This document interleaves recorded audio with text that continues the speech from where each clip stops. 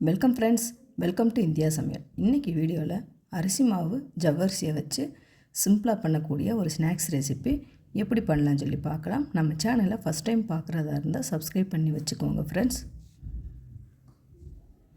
இப்போ ஒரு மிக்சிங் பவுலில் 1/4 கப் அளவுக்கு நான் ஜவ்வரிசி எடுத்திருக்கேன்.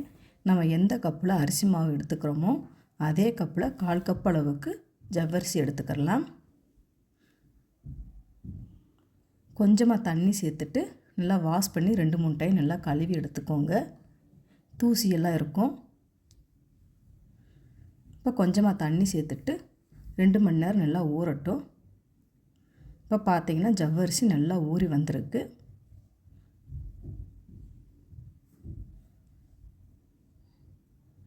இப்போ இந்த ஜவ்வரிசி தண்ணியோட 1/4 டீஸ்பூன் அளவுக்கு மட்டும் உப்பு சேர்த்துக்கோங்க. இப்போ அந்த தண்ணி அப்படியே இருக்கட்டும். இப்போ ஒரு பவுலில் நான் 1/2 கப் அளவுக்கு அரிசி மாவு சேர்த்துருக்கேன்.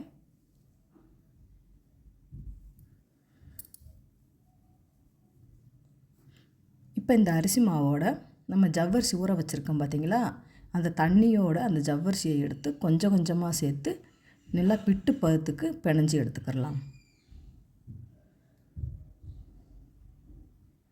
நீங்கள் அந்த ஜவ்வரிசி எடுத்து போட்டாலே போதும், அந்த தண்ணியே கரெக்டாக இருக்கும். தண்ணி அதிகமாக தேவைப்படாது. தேவைப்பட்டால் கொஞ்சம் கொஞ்சமாக தண்ணி சேர்த்துட்டு நல்லா சாஃப்டாக பிணைஞ்சி எடுத்துக்கிடலாம். நீங்கள் ஜவ்வரிசி கொஞ்சம் உண்டனா சேர்த்திங்கன்னா டேஸ்ட்டு சூப்பராக இருக்கும். இந்த மாதிரி கையில் பிடிச்சி பார்த்து ஊற்று விட்டிங்கன்னா நல்லா உதிரி உதிரியாக வரணும். இந்த பக்குவத்துக்கு நீங்கள் பிணைஞ்சி எடுத்துக்கோங்க. நம்ம இட்லி தட்டில் வேக வைப்போம் பார்த்திங்களா, அந்த தட்டில் இந்த மாதிரி பிட்டை பரப்பி விட்டுக்கோங்க.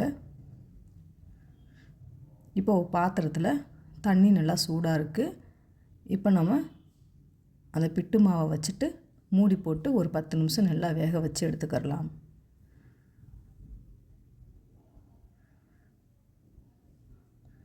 இப்போ 10 நிமிஷம் ஆயிடுச்சு, எடுத்து பார்க்கலாம். ஒரு டீஸ்பூனில் எடுத்து கொஞ்சமாக இந்த மாதிரி கையில் வச்சு அமுத்தி பார்த்திங்கன்னா கையில் ஒட்டாமல் வரணும். இதுதான் கரெக்டான பக்குவம்.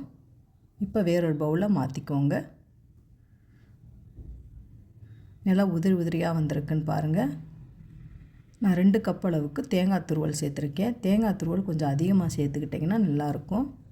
இப்போ சேர்த்துட்டு நல்லா கலந்து விட்டுக்கோங்க. தேவையான அளவுக்கு சர்க்கரை சேர்த்துக்கோங்க. இப்போ நல்லா மிக்ஸ் பண்ணிக்கிறலாம். சூப்பரான அரிசி மாவோட ஜவ்வரிசியை சேர்த்து உங்களுக்கு நான் பிட்டு செஞ்சு காமிச்சிருக்கேன்.